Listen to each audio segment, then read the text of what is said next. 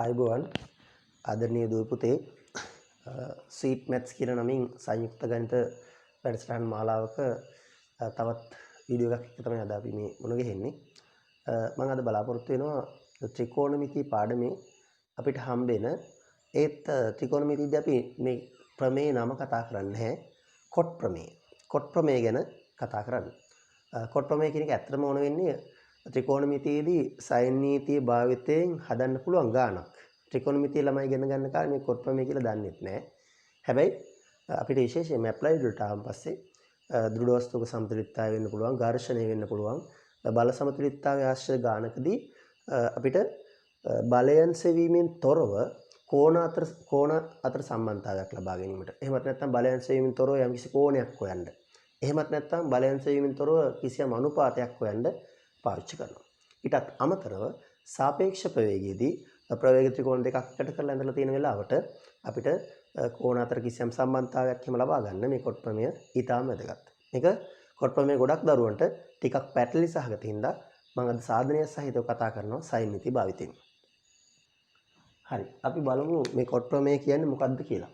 ගොඩක් දුරට මම විස්තර රූප සටහනෙම දුන්නාන් පස්සේ ඔයාලට මේ අදහස ගන්න එක ලේසි.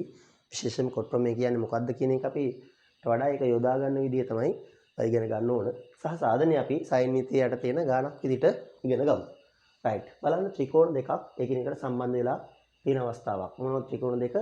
ACD ත්‍රිකෝණයයි BCD ත්‍රිකෝණයයි.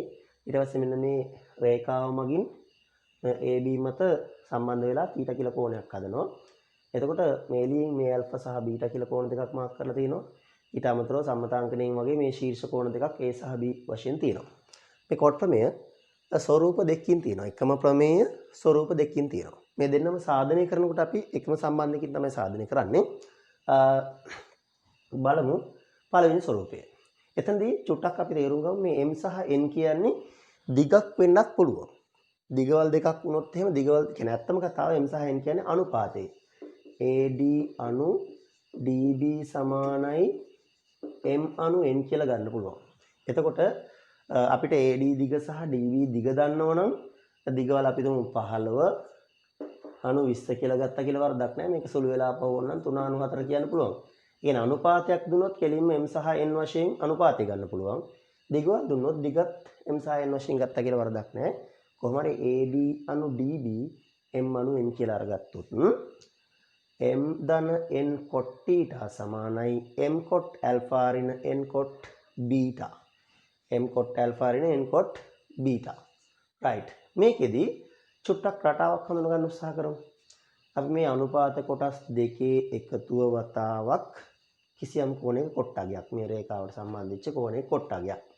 අපි මේ ස්වරූපෙදි පාවිච්චි කරන්නේ බලන්න M cot alpha මේ සලකන ලද මේ පැත්තෙන් මේ සලකන ලද කෝණයට විරුද්ධ පැත්තේ පාදය විරුද්ධ පැත්තේ තියෙන කෝණේ කොට M cot alpha ඍණ මේ සලකන ලද කෝණේ පැත්තේ තියෙන පාදයට අදාළ අනුපාතය එහෙම නැත්නම් දිග වතාවක් එයාගේ පැත්තේම තියෙන කෝණයක කොට්ටගයක්. ඒ රටාව හඳුනගන්න. M ධන N cot theta සමානයි M cot alpha ඍණ N cot theta.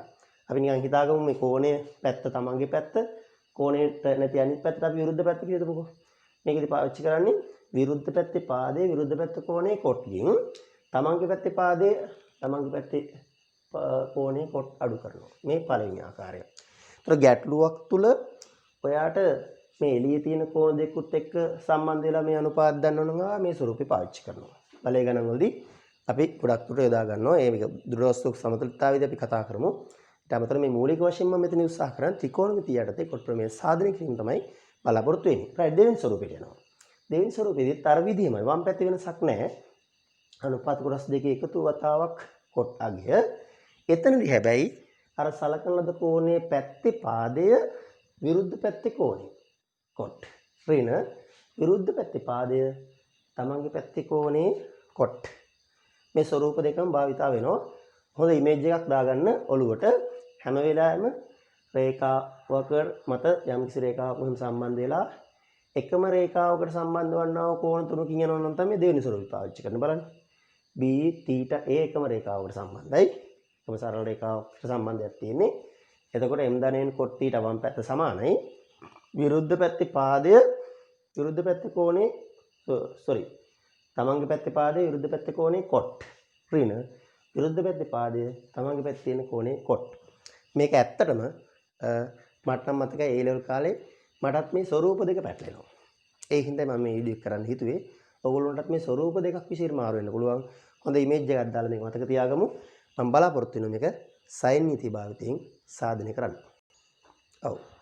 මේක අපි දැන් සාධනය කරන්න යනකොට මම ඔයගොල්ලන්ට නිතරම කියන කතාවක් ළමයි දන්නවා. සයින් නීතිය ඇසුරින් යම්කිසි සම්බන්ධතාවයක් ලබා ගන්නකොට. ඒ කියන්නේ අපිට දැන් මේ සම්බන්ධය ලබා ගන්නෙත් මම සයින් නීතිය ඇසුරින් පාවිච්චි කරලා. මේ සම්බන්ධය ගන්නෙත් මේකෙම අතුරුඵලයක් විදිහට ගන්නෙ. අපි කතා කරමු. ගන්නකොට වැදගත් දෙයක් තියෙනවා. යම් සම්බන්ධයට දැන් M තියෙන්නේ මේ ත්‍රිකෝණය. කවුද? ADC ත්‍රිකෝණය. N තියෙන්නේ BCD ත්‍රිකෝණය. එන ත්‍රිකෝණ දෙකට සම්බන්ධ කරන කියන සම්බන්ධයක් තමයි මේ අරන් තියෙන්නේ. අන්න ඒ වෙලාවට මම සයින් නීති ආශ්‍රිත ගණන් වලදී කියන දෙයක් තමයි ත්‍රිකෝණ දෙකට පොදු පාදයක් තියෙනවා නම් ඒ පොදු පාදයේ වෙන වෙනම හොයලා සමාන කරලා අපිට යම් සම්බන්ධයක් ගන්න පුළුවන්. එහෙමත් නැත්නම් තවත් උපක්‍රමයක් තියෙනවා. අපි ඉදිරියේ වීඩියෝ එකේ කතා කරමු. විශේෂයෙන්ම 2002 ත්‍රිකෝණමිතිය විභාග ගාන අනිවාර්යයෙන් මම කතා කරන්න බලාපොරොත්තු වෙන ඉදිරියේදී ඒත් සුවිශේෂී කරුණු ටිකක් අපිට ඉගෙන ගන්න තියෙන ගානේ. දැන් මේකදී අපි කරමු ත්‍රිකෝණ දෙකට පොදු වෙච්ච පාදයක් වෙන වෙනම හොයලා සමාන කිරීම කරනවා. රයිට්. මට කියන්නකෝ ABC ත්‍රිකෝණය සහ CDB ත්‍රිකෝණ දෙකට පොදු පාදය මොකද්ද? CD. ADC ත්‍රිකෝණයටයි CDB ත්‍රිකෝණයටයි පොදු පාදයේ CD නිසා CD මම සයින් නීතිය පාවිච්චි කරලා වෙන වෙනම හොයලා සමාන කරන්න උත්සාහ කරන්නේ. එතනදී මේ කෝණය θ නිසා මේ කෝණය මොකද්ද? phi ඍණ θ කියලා ගන්නවට පුළුවන්. හරි. මම ACD ත්‍රිකෝණයට සයින් නීතිය යොදනවා. රයිට් මම ලියන්න වැඩි උත්සාහ කරන්නේ නැහැ. එහෙනම් CD පාදයේ පොදු හින්දා CD බෙදීම සයින් නීතිය කියන්නේ මොකද්ද? කිසියම් පාදයක් පාදයේ ඉදිරියෙන් ඇති කෝණයට දරන අනුපාතය. කෝණයේ සයින් අගයට දරන අනුපාතයේ නියතයක්. එහෙනම් CD බෙදනවා මේ කෝණයේ සයින් අගය. සයින් A සමාන වෙනවා මොකටද? CD බෙදීම සයින් A සමාන වෙනවා අනිත් පැත්තෙන් M බෙදීම sin alpha. M බෙදීම sin alpha. එහෙනම් මට CD හොයාගන්න පුළුවන් M sin A යට sin alpha කියලා. රයිට් මම මේක කියන්න. හරි. නැවත ඔයාලට පුළුවන් මේ ත්‍රිකෝණයෙන් CD පොදු හින්දා CD හෙව්ව එක විදිහකට. නැවත පුළුවන් ඔයාලට BCD ත්‍රිකෝණයට sin නීතිය යොදනවා. එතකොට මොකද්ද කරන්නේ? ආපහු මම CD උම හොයන්න යනින්ද කෙලින්ම CD උක්ත කරන්න ලේසි. CD බෙදීම මොකද්ද? sin B සමානයි N බෙදීම sin බීටා. එහෙනම් පළවෙනි හරි. එහෙනම් CD උක්ත කරොත් සමාන වෙනවා මොකටද? N sin B යට sin බීටා. මේක දෙක.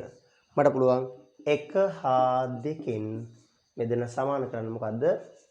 M sin A යට sin alpha සමානයි N sin B යට sin බීටා.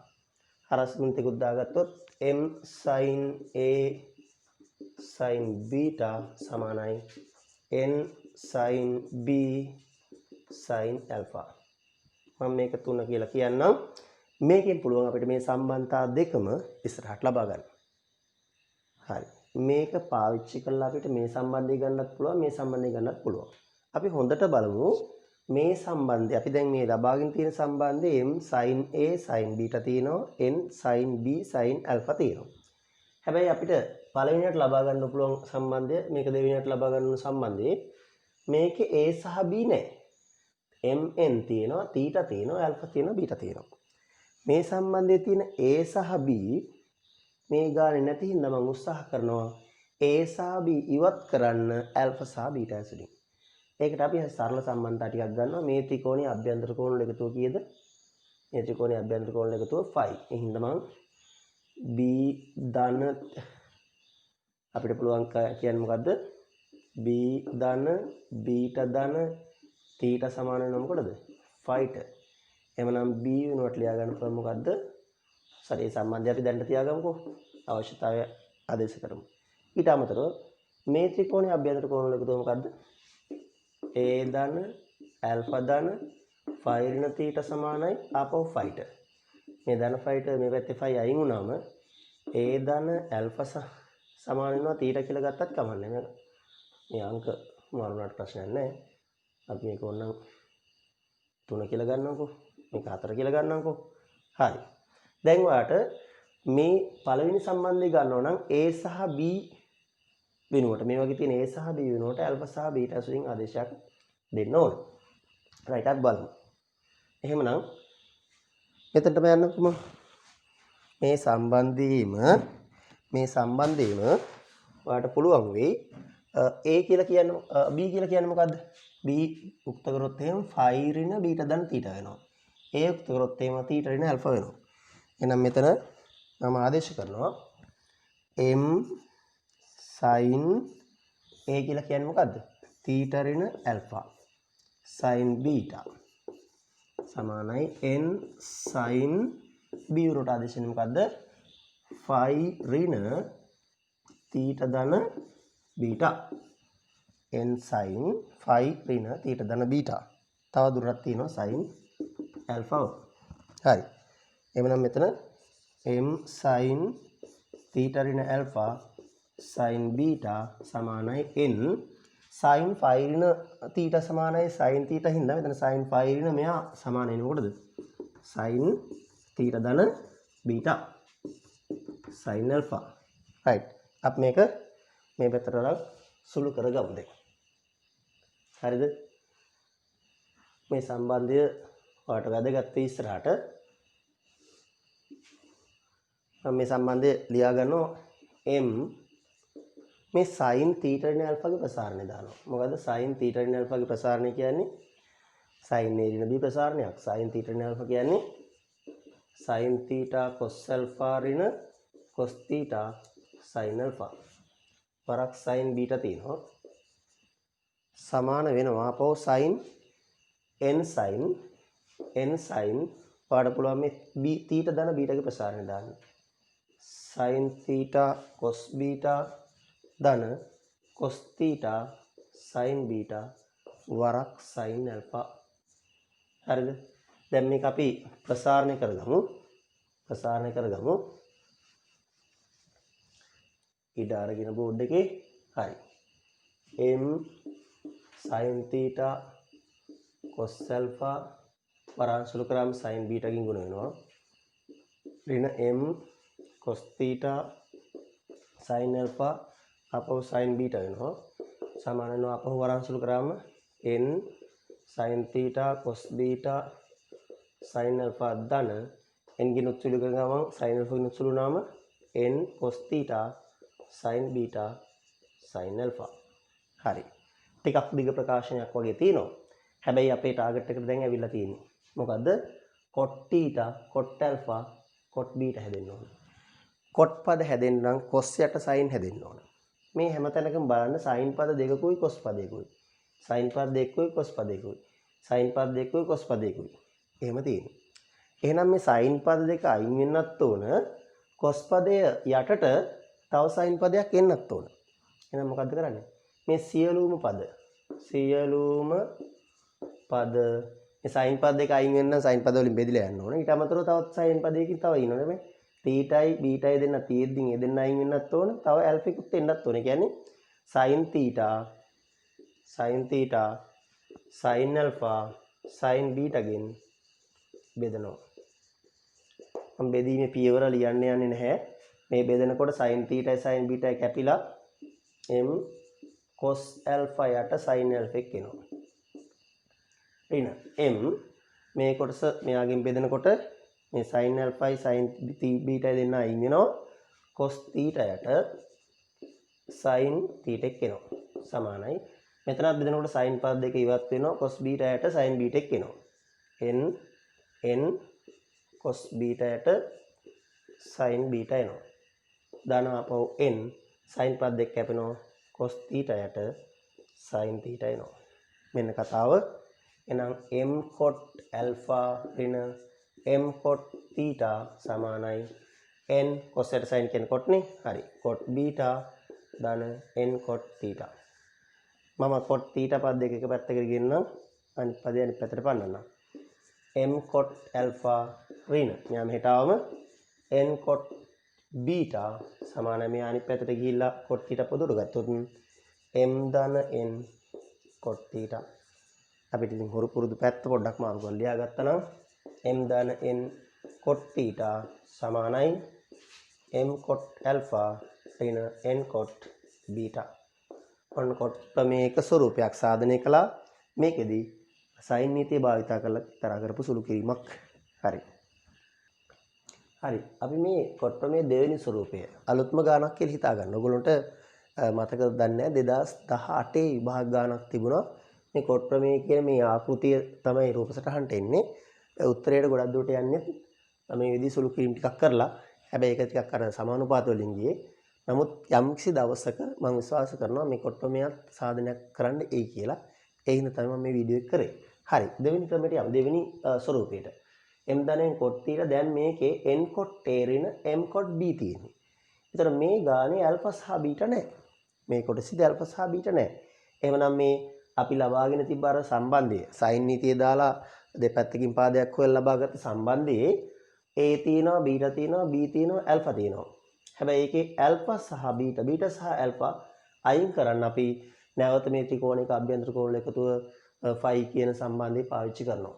එහෙනම් මේ දෙවෙනි ස්වරූපේ ඔප්පු කරන්න මම දෙවෙනි ස්වරූපයේ alpha සහ beta නැති හින්දා alpha සහ beta ඉවත් කරන්න උත්සාහ කරනවා. එහෙනම් මොකද්ද වෙන්නේ? m sin a sin beta වෙනුවට මොකද්ද ආදේශ කරන්නේ? beta තියාගත්තොත් මෙන්න මේ theta ධන beta අනිත් පැත්තට එනවා.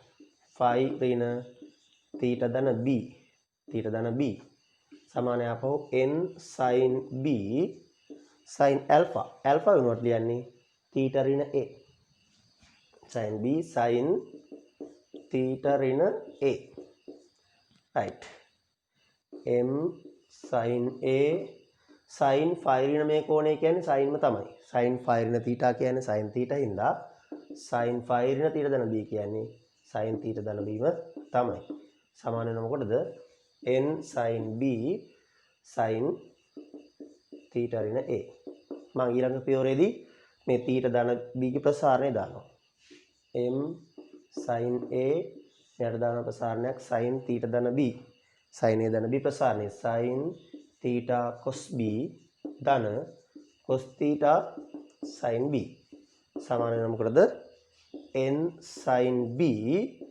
sin theta ඍණ ගේ ප්‍රසාරණය sin theta cos a ඍණ cos theta sin a right ඒව රහන් සුළු කර ගන්නවා m sin a sin theta cos b ධන m ආපහු sin a m sin a cos theta sin b සමානයි මේව රහන් සුළු කරාම n sin b sin theta cos a ඍණ ආපහු රහන් සුළු කරාම n sin b cos theta sin a අපිට දැන් අත්දැකීමක් තියෙනවා ඉස්සලා ගානිත් අපි කරේ ඇත්තටම මේ බලන්න මේ වගේ sin පද දෙකකුයි cos පදයකුයි sin පද දෙකකුයි cos පදයකුයි sin පද දෙකකුයි cos පදයකුයි හැමතැනම මෙහෙමයි තියෙන්නේ එහෙනම් sin පද දෙක අයින් වෙන්නත් ඕන මොකද cos පද ලබා ගන්න ඕන මේ sin පද දෙක අයින් වෙන ගමන්ම cos පදයටත් sin පදයක් එන්න ඕනි කියන්නේ යට එහෙනම් මොකද්ද කරන්නේ මේ මුළු සම්බන්ධය මම බෙදනවා මොකෙන්ද ලියන්නේ මම පියවර sin a sin b sin මම බෙදනවා කියලා කියනවා sin a sin b sin theta ගෙන් මේක දැනගන්නවා මම කිව්වේ එතකොට මනෝමයෙන් මෙහෙම බෙදුවයි කියලා වරදක් නැහැ sin පදයයි මෙතන sin පදයක් කැපිලා m cos b යට sin b එනවා දන්න මෙතන මේ sin a sin thetaයි මේ දෙන්න කැපෙනවා cos b යට sin b එනවා right m මෙතන sin a කැපෙනවා sin b කැපෙනවා cos theta යට sin theta එනවා සමානයි n sin b ට sin b සහ sin theta කැපෙනවා cos a යට sin a එකක් ඉතුරු වෙනවා ඍණ මෙයාගිනුත් මෙන්න මේ කොටසෙන් බෙදෙනකොට sin b sin a කැපෙනවා n cos theta යට sin theta එනවා. එහෙමනම් m cot b ධන මෙතන m cot theta සමානයි n cot a ඍණ n cot theta. දැන් උත්තරේ ළඟම ඉන්නේ. ඔයාලට theta පද ටික එක තැනකට ගන්න පුළුවන්. මෙයා දෙන්න මෙහෙට ගෙනල්ලා. එහෙනම් මම m ධන n cot theta සමානයි. එයා මෙහෙට ගෙනල්ලා cot පොදුට ගත්තා. n cot a ඍණ m cot b. මෙන්න මේ විදිහට අපිට දෙවෙනි කොටසත් සාධනය කරන්න පුළුවන්. ඔව් අද අපි cot ප්‍රමේය සාකච්ඡා කළේ. ඇත්තට මට මුලින් කිව්වේ නැහැ මේ ගාන මම කරන්න ප්‍රධාන හේතුව උනේ එක්තරා දරුවෙක් මට එවලා තිබුණා මේ ගාන කොහොමද දන්නේ කියලා. ඉතින් සුවිශේෂී ගැටලුවක් ඉඳන් මම තෝරගෙන ඒක හැදුවා. මේ වගේ ඉස්සරහටත් දැන් 2022 ළමයින්ට ගොඩක් අයට ත්‍රිකෝණමිතිය ඉවර ඇති. 21 ළමෙක් වුණත් කමක් නැහැ. ඔයාට විශේෂිත මොකක් හරි ගැටලුවක් තියෙනවා නම් ඒ ගැටලුව අපි විභාගයටත් වැදගත් කියලා බලනවා නම් විශේෂයෙන්ම මම පේපර් මාකින් යන ගුරුවරයෙක් අවුරුදු ගණනාවක පේපර් මාකින් අත්දැකීම තියෙනවා. ඒ කාරණෙත් එක්ක විභාගෙදී අපිට එන්න පුළුවන් ගාණක් බැරි ගාණක් තෝරා බේරා ගැනීම හැකියාවක් තියෙනවා. ඔබ ඒවන ඕනම ගාණක් මම දානවා කියලා කියන්නේ නැහැ. ඔබ ඒවන ගණන් වලින් විභාගයට වැදගත්කමක් තියෙයි කියලා හිතන ගාණක් තිබ්බොත් අපි ඉදිරියට සාකච්ඡා කරනවා. ඉතින් එහෙමනම් මේ වගේම සුවිශේෂී ගැටලුවක් සමග මුණ ගැහෙන බලාපොරොත්තු වෙමින් අදට සමුගන්නවා. ඔබ සමග සුබ දවසක්.